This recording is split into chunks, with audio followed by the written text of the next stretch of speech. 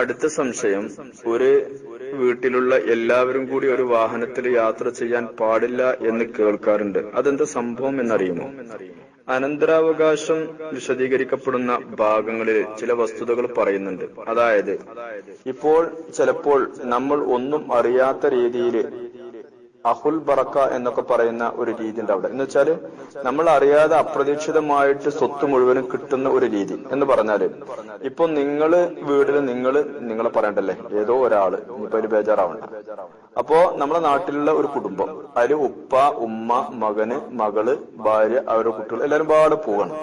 അങ്ങനെ വല്ല ആക്സിഡന്റ് പറ്റാതിരിക്കട്ടെ, ഒരു ഫറദ് എന്നൊക്കെ പറയുന്നതാണ്, അതിൽ ഇവരൊക്കെയാണ് മരണപ്പെട്ടു.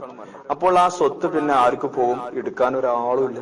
അപ്പൊ ഈ വീട് തന്നെ പരിചയമില്ലാത്ത, അല്ലെങ്കിൽ വീട്ടിലേക്ക് ഒരു ബന്ധവുമില്ലാത്ത ഏതോ ഒരു എളാപ്പാന്റെ മൂത്താപ്പാന്റെ മകന്റെ കയ്യിലേക്ക് അത് പോകുന്ന ഒരു ചുറ്റുപാടുണ്ട്. ഓനെ കുറിച്ച് അഹു മുബാറക്ക് എന്ന് പറയുന്ന ഒരു രീതിയുണ്ട്. 2-3 രീതി ഉണ്ട് അഹു മുബാറക്കിന്. അപ്പൊ അതിൽപ്പെട്ട ഒരു രീതിയായിട്ട് ഇതിനെടുക്കാറുണ്ട്. അപ്പൊ ഇങ്ങനെ വരുന്ന സ്ഥലങ്ങളില് അവിടെ കലമി എഴുത്ത് കാണാറുണ്ട്. ഇങ്ങനെ വരുന്ന സ്ഥലങ്ങളിൽ അവർ കലമയത്ത് ഉണ്ട്. അത് നമ്മുടെ ഹദീസ് പഠിപ്പിക്കുന്നതാണ് എന്ന അടിസ്ഥാനത്തിലല്ല അത് പറയല്. അപ്പോ അവിടെ ഒരു സൂക്ഷ്മതയും ഒരു എഹ്തിയാത്തും വെച്ചുകൊണ്ട് പറയണ്ടേ. അതുകൊണ്ട് ഒരു യാത്രയോ മറ്റോ പോകുമ്പോ എല്ലാരും കൂടി പോവണ്ട.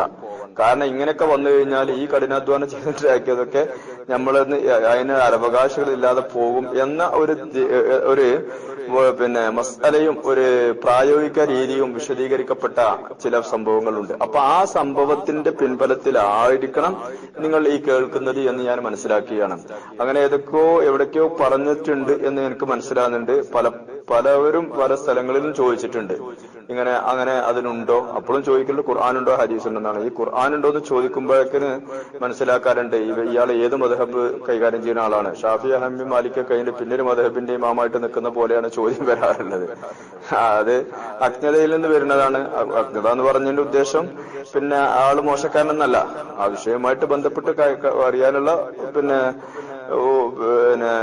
വഴി ഉണ്ടായില്ല എന്നതാണ് ആ പറഞ്ഞതിന്റെ ഉദ്ദേശം മനസ്സിലാക്കുക. അപ്പൊ അങ്ങനെ അനന്തരാവകാശം വിശദീകരിക്കപ്പെടുന്ന സ്ഥലങ്ങളിൽ പുസ്തകന്മാരും ഒക്കെ വിശദീകരിക്കുമ്പോൾ പറയുന്നുണ്ട്, അതുകൊണ്ട് ശ്രദ്ധിച്ചോളുണ്ട്, ഒക്കെ പാടെ ഒരു വണ്ടിയിൽ പോകരുതേ എന്ന് പറയാറുണ്ട്. അപ്പൊ അതങ്ങനെ വന്ന് മനസ്സിലാക്കിയതായിരിക്കണം. അത് മാത്രമല്ല, പഴമക്കാരായ ആളുകള്, നമ്മുടെ പഴയ നമ്മുടെ വല്യപ്പാരൊക്കെ ഉള്ള ആളുകളും കാര്യങ്ങൾ ശ്രദ്ധിച്ചു പറയേണ്ടത്. അതൊരു ഉറുഫിയായ മസ്അലയാണ്. ഉറുഫിനെ നമ്മൾ എതിർക്കാൻ പാടില്ല. ഒരു ഉറുഫിനെ എതിർക്കാൻ പാടില്ല. അങ്ങനെയാണ്. ഇപ്പൊ നമ്മളെ വീട്ടിലൊക്കെ വരുമ്പോ ഒരു ഉറുഫുണ്ടാവും. എന്റെ വീട്ടിലൊക്കെ ഉണ്ടായിരുന്നു. എനിക്കറിയാം, മുമ്പിലുള്ള ഒരു തിട്ട്, ഒരു പടിന്റെ സ്ഥാനത്തുള്ള അതിന്റെ മുകളിൽ ഒരു നല്ല പുൽപ്പായിടുന്നു. ഇതായിരിക്കാം, ഇത് നമ്മുടെ പള്ളിയിലെ കാതേർക്ക് ഇടാനാണ്. നമ്മളെ അയൽവാസി തന്നെയാണ്.